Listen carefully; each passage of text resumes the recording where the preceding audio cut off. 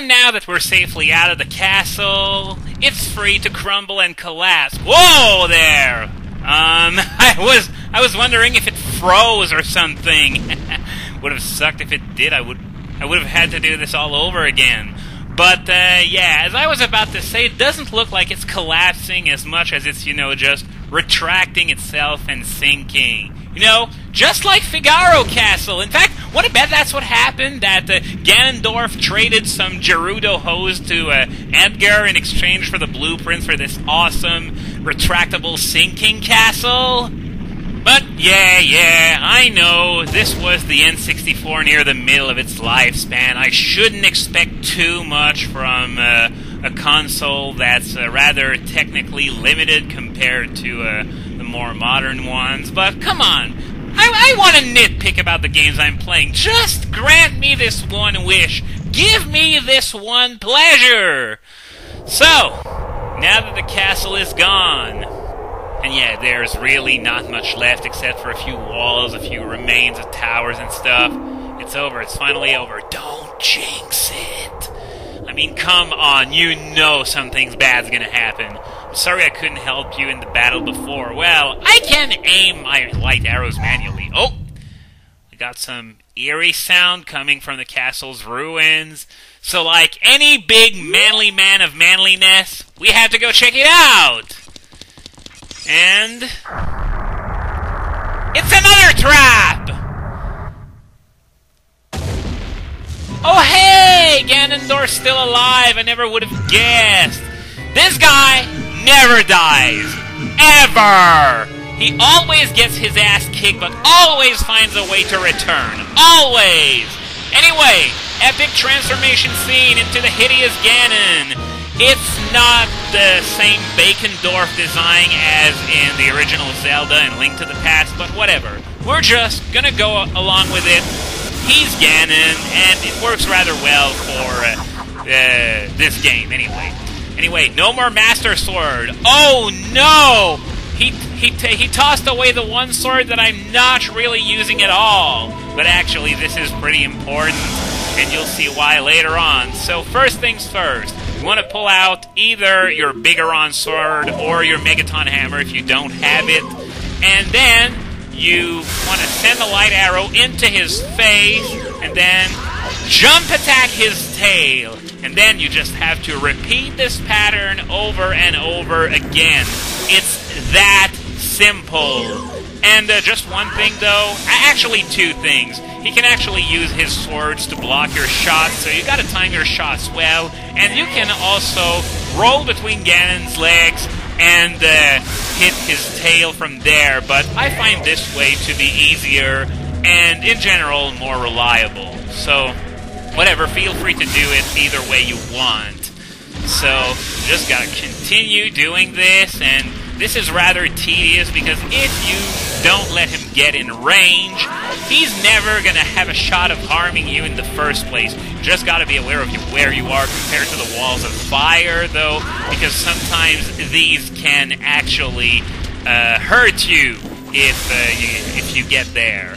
By the way, if you take damage from Ganon, you're going to hear Zelda yell her brains out, and much louder than in the escape sequence, by the way. So this is what I'm trying to avoid getting hit in the first place. Okay, there we go. He's been knocked out, so now it's time to head back over there and pick up the Master Sword. The reason why this is important is because the final blow has to be landed using the Master Sword. The Bigoron Sword will not work for landing the final blow. Now you just have to repeat the same thing again and again. But yeah, very important, the final blow has to be delivered using the Master Sword. I remember, first time I played this game, this fight went on for an eternity. I had practically nothing left, so I had to hop on to GameFAQs to see what I was supposed to do.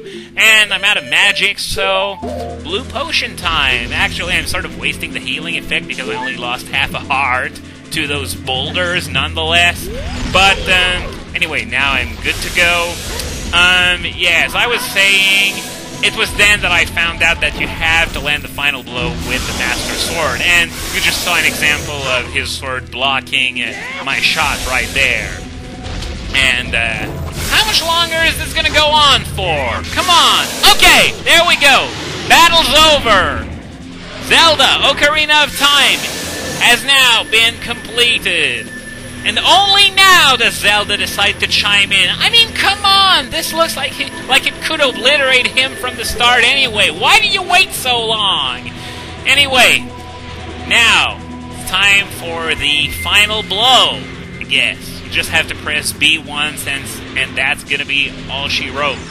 Or, 5 times, I guess, because I actually had to readjust the camera, but it doesn't really matter. And, yeah, unfortunately, Ganon doesn't die with the sword impaled into his forehead like in Wind Waker. But, oh well, I'm not complaining. So, I guess let's enjoy the ending now. She calls upon the sages to, trap Ganondorf into the Sacred Realm forever. Or not really forever, because we all know he's going to come back anyway. And the evil incarnation of darkness being sent into the evil realm. That's well beyond overkill at this point. If you've been playing the drinking game alongside me, then you've probably lost consciousness and are probably in an ambulance being carried to the hospital. Anyway, I guess this is what sealing Ganon inside the evil realm is. It looks like the freaking Big Bang. And what's next? Oh yeah, this is fun. You're gonna get to see why you should probably name your character in all uppercase characters. Just look at this. Curse you, Zelda! Curse you, sages! Curse you! Link. And by the way, the way his mouth is stuck like that is actually pretty creepy. If you noticed that when he was transforming into Ganon, he had the same problem. He probably has a paralyzed jaw from the ass-kicking I gave him. That is when I will exterminate your descendant. Well, now we know. He's not talking smack. He really is coming back. As long as the Triforce of Power is in my hand. Yep, we just imprisoned Ganondorf into another realm, but we didn't really solve the problem because he still has the Triforce of Power, and he's going to use it to cause mayhem across the ages in Hyrule.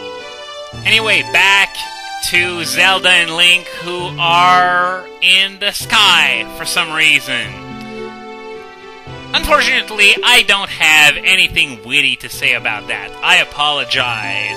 Ganondorf has been sealed within the evil realm, will once reign in this world for a time. See? She knows something bad is gonna happen, and yet look at what she's gonna do after yet another weak female character moment. La la la. And by the way, she's complaining about all that, but Impa, who's a grown adult and probably pretty old the way she looked, she went along the whole thing without ever questioning Zelda, so it probably sounded like a good idea to her too. And now she's suggesting that I should go and put the Master Sword back in the pedestal of time, and okay, give the Ocarina to me. And yeah, what she's gonna do, she's going to send Link back to live the childhood that he never could live because he was imprisoned within the Sacred Realm. Unfortunately, this also erases Link from this particular timeline, meaning that when Ganondorf inevitably comes back in Wind Waker, and Zelda even knows that he's gonna come back, there will be no one to beat Ganon again. So, you know, this whole complaining she did about how she screwed up everything, well, she probably isn't very sincere because she's screwing things up even more and the game is over. So, wow. Just wow. I have no sympathy for this particular iteration of Zelda. But I guess we're not supposed to know about that quite yet, so let's just pretend that nothing's gonna happen, everything is gonna be fine, and let's leave Zelda to allow Link to go to Termina and play with a bunch of masks. And with those final lines out of the way, I suppose it's time for us to enjoy the credits.